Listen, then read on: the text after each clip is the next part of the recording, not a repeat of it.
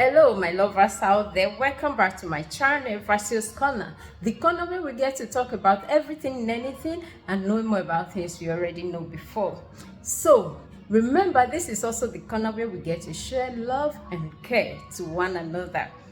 This is a season of showing love and care, we all know, but it shouldn't just be a season of showing love and care to those we know that can repay us.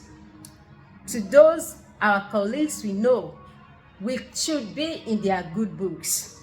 To our superiors that we know, we need to bribe our way through gifts to them. No, it's not just the season of doing such. It's a season of showing genuine care and love towards those people you know no way they are going to be able to pay you back. The destitute on the street, the homeless boy in your area, on your street, that old man that is always extending his greetings to you anytime you are back from work, that unique voice of a woman that is always telling you, welcome brother, welcome sister, whenever you are coming back from work. This is a season to show them that you think about them and their voice makes a lot in your life. So, and most especially, remember, this is a season of kindness. This kindness you put out today, the gift and care you put out today might not come back to you today, but always have a way of coming back to you. And the love you give out today will always find its way back to you. So this leaves me with a story I want to share with you. So back then in the village, being a young child as a child, anytime new corpers are deployed to our community, my parents will always put it as an obligation upon themselves to send out gift items, foodstuffs, and all of that, fresh water for them. So it was like, to me, in my little childish knowledge, I was thinking, be that my daddy was a retired teacher, it was one of the obligations leveled upon him by the government, or better still by the community. But with time, I realized that they were just doing it out of their own free will and good acts. And it became a culture in the homes. You could see my mom say, go and give so copper this, go and give so auntie this. To the extent, one auntie there that stayed close to my house was not like a godmother to me. Every little thing, I'm off to her house, and it's created that bond.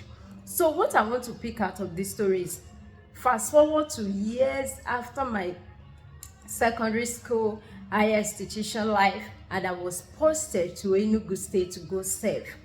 The kind of love I had, the kind of welcome I had, the kind of care, I never for once, I always hear stories of, oh, something like this happened. I had issues with my landlord, I had issues with my neighbor.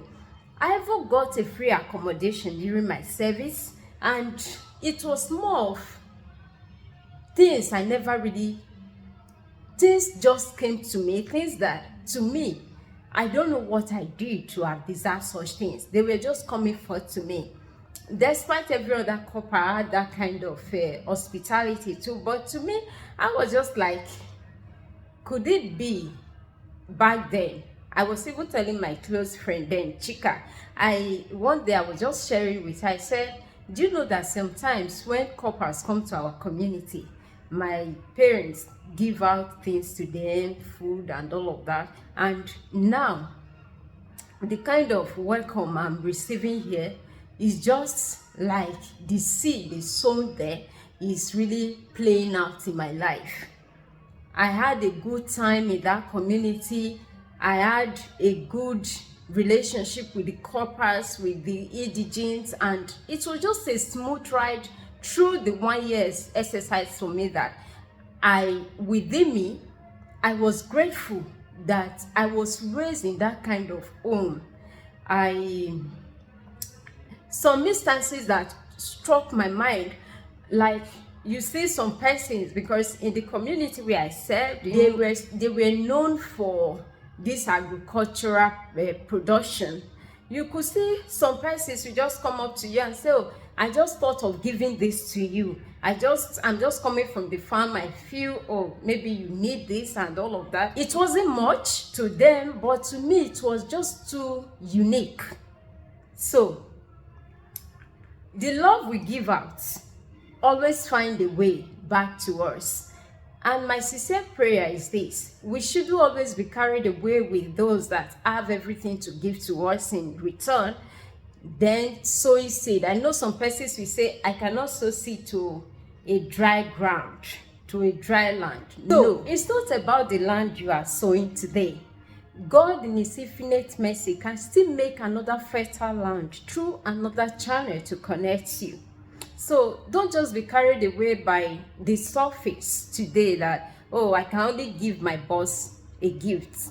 I can only give my superior in the office a gift. I can only give my colleague who is my HR or who is my department head or whosoever that you know has the capacity to give a good report for you. I'm not saying don't give to them, but in as much you are giving, don't make your giving a selfish one.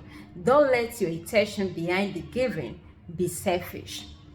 I know strategically we want to do things now, but in as far we are looking at the strategic means of doing things physically, we should also put into consideration those people who only have prayers to give to us, who only have genuine, heartfelt, and sincere way of appreciation towards us. So I pray this day that we'll be able to extend that love and care, not just to those who have the money, the material resources to pay us back, but to those who are truly in need of those kind of love and care. So, above all, share love this season. Don't forget, the love you give out will somehow, some way, find its way back to you. In this season, stay loved, stay connected, stay blessed, and above all, be unique in all you do.